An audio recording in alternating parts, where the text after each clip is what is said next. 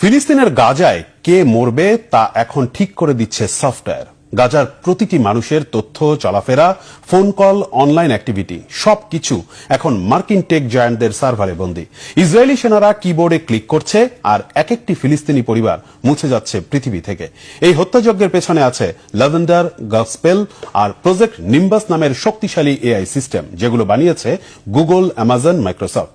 প্রশ্ন উঠেছে, এই যুদ্ধ কি শুধু ইসরায়েল ফিলিস্তিনের, নাকি এর পেছনে কাজ করছে কর্পোরেট স্বার্থের আরো অদৃশ্য এক এজেন্ডা?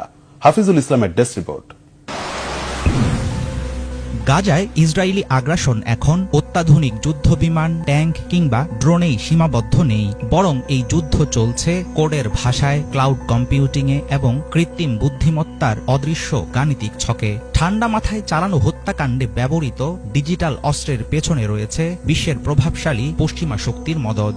ল্যাভেন্ডার ও গসপেল নামের এআই সিস্টেম এবং বিশাল ডেটাবেস প্রযুক্তির সাহায্যে ইসরায়েল গুড়িয়ে দিচ্ছে একের পর এক ঘরবাড়ি, শিক্ষা প্রতিষ্ঠান, হাসপাতাল ও শরণার্থী শিবির। কিবোর্ডের এক একটি টোকায় খুন করা হচ্ছে শত শত ফিলিস্তিনিকে। ভয়ঙ্কর এই অভিযানে পাশে দাঁড়িয়েছে মাইক্রোসফট, গুগল ও অ্যামাজনের মতো যুক্তরাষ্ট্র ভিত্তিক টেক জায়ান্টরা।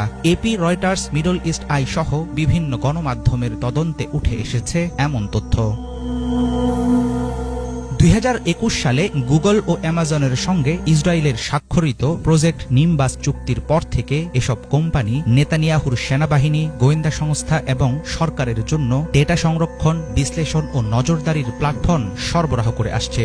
গাজার প্রতিটি নাগরিকের চলাফেরা, যোগাযোগের তথ্য, অনলাইন অ্যাক্টিভিটি সবকিছু এখন বন্দী টেক জায়ান্টদের কর্পোরেট ডেটা সেন্টারে। 2023 সালের 7 অক্টোবরের পরপরই অ্যামাজনের কাছে বাজার হারানোর ভয়ে তাড়াহুড়ো করে নিজেদের এআই টুলস ইসরায়েলকে দিতে চেয়েছিল গুগল। মাইক্রোসফটের সাথেও ইসরায়েলি প্রতিরক্ষা মন্ত্রণালয়ের রয়েছে $133 মিলিয়ন চুক্তি। এদের কাছে ফিলিস্তিনিদের জীবনের চেয়ে দামি ব্যবসায়িক লাভের অঙ্ক।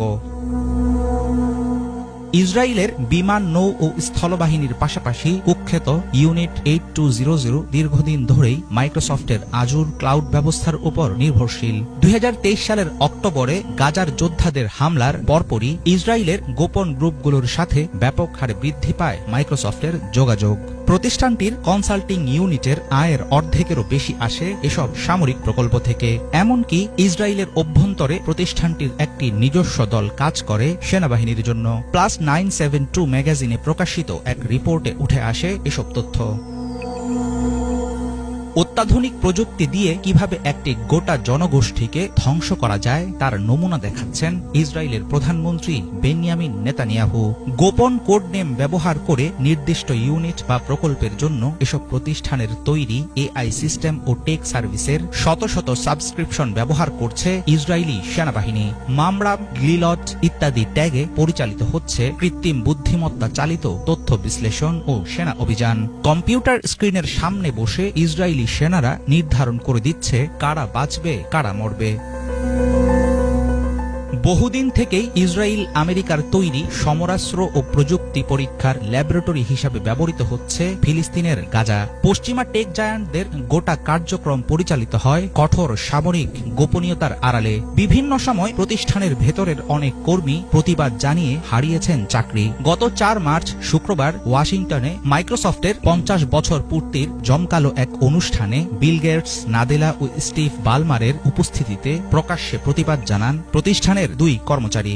ইসরায়েলি হত্যাযজ্ঞে প্রযুক্তি মুঘলদের গোপন মদদে নৈতিকতা ও মানবতাহীন এআই কি হয়ে উঠছে নির্বিকার এক খুনি? হাফিজুল ইসলাম, বাংলা ভিশন। গাজায় ইসরায়েলি গণহত্যার প্রতিবাদে বিশ্বের বিভিন্ন দেশে ধর্মঘট পালন করছে লাখো মানুষ।